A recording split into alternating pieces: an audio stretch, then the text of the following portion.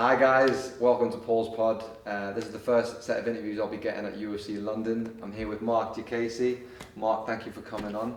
How are you doing, bro? I'm great. How are you? I'm doing alright. So you've had 11 fights so far. How, in those first 11 fights, what would you say has been the biggest moment in your UFC career? Biggest moment? There's been a few highlights. Packling, getting put into the game, EA Sports, and yeah, that's it so far. And my last win because I needed it. Yeah. You could tell, like, there was a lot of emotion that came out after your last win. Yeah. You showed a brand new set of your wrestling skills that you probably I'd not really seen too much before. You showed that you can really wrestle well. Yeah. You've had the benefit of training at a few high level gyms now. How would you say that's added to your style? It's paid a dividends, as you can see. Like my wrestling, especially like when I started. If you watch my older fights, I wrestled, but it wasn't as technical. But whereas now, because I've been to these gyms, American gyms, I know how to wrestle properly. Just haven't shown it. I haven't used it enough since to my last fight. But I feel like now I'm actually a top wrestler. When it comes to wrestling, I can dominate most of the guys.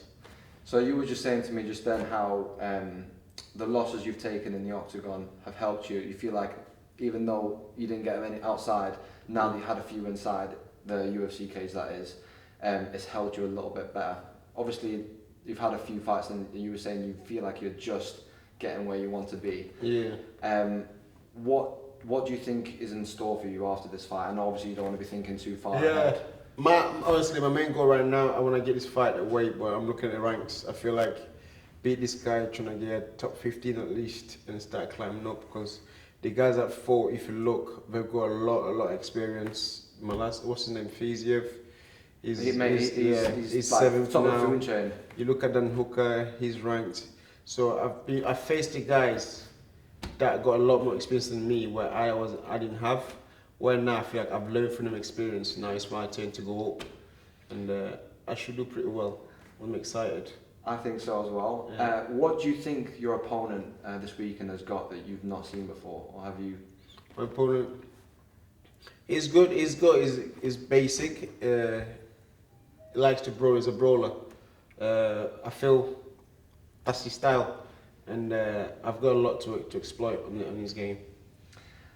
Taken away from this weekend, you've started your own gym in Doncaster, haven't you? Yeah.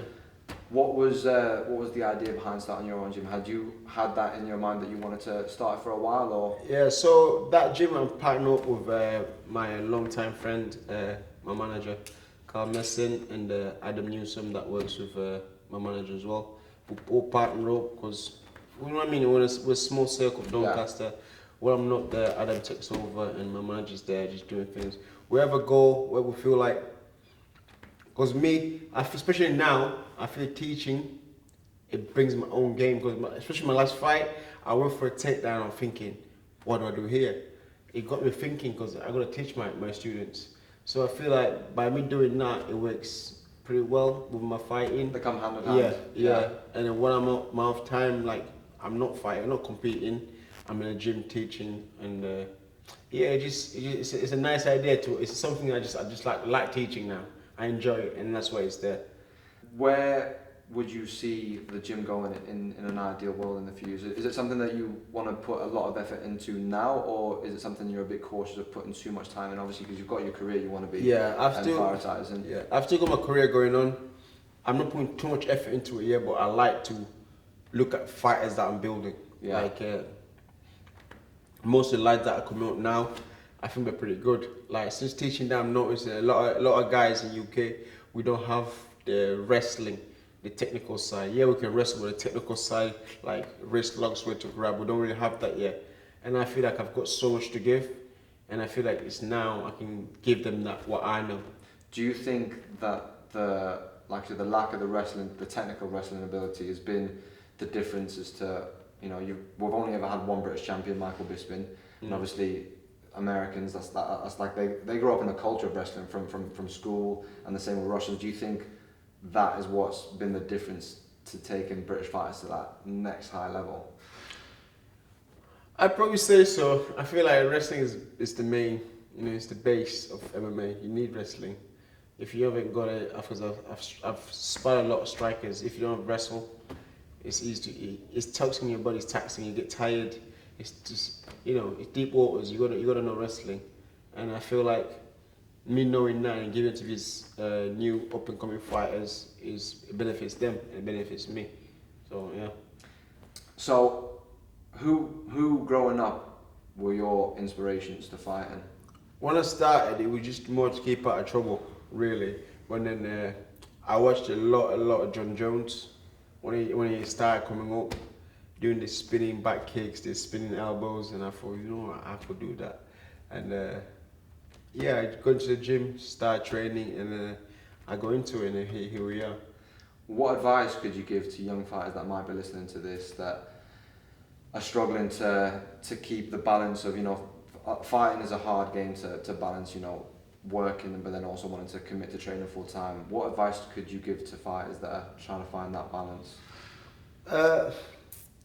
In fact, for me personally, I feel like you gotta have much amateur fights as possible to get experience before you go pro. Because once you hit the pro level, there's not going back. So have many amateur fights as possible to experience. And when you go pro, once you decided I'm good at this, I wanna take it further, and you feel like you maybe quit your job, do whatever, and then you go for that. But it starts from amateur, so you need to spend a lot of time in the gym learning and getting fights, so you're practicing your stuff, trying it on. It doesn't work, try this. Like, basically learn amateur before you get to pro. 100%. Do you think fighters rush the process of trying to go pro? Definitely, especially now. I feel like guys are much involved. Like me, when I amateur days, we knew like arm bars, but it's rare to get an arm bar on somebody now. It's different. Yeah, people are involved with much different levels. So you gotta really take your amateur career a bit serious, learn as much as you can, and when you go pro, you'll be ready. I feel like the amateur culture in MMA isn't as, like, say, for boxing, for example. You look at boxers have tons of amateur fights, but it's not really the same in MMA. But it's evolving. That's what I feel like it's evolving. For me, like, if I'd say something to go, I'm gonna go pro, I want to see them at least have 15 amateur fights. Just that's personal opinion, just to know what we're at before we're gonna go pro. But I think you need that. Yeah. Well, one final question, Mark. What's your prediction for Saturday night? Finish. That's what we'd like to see. Get that 50 Gs. Finish. Well, thank you guys. This has been Mark. Tune in on Saturday.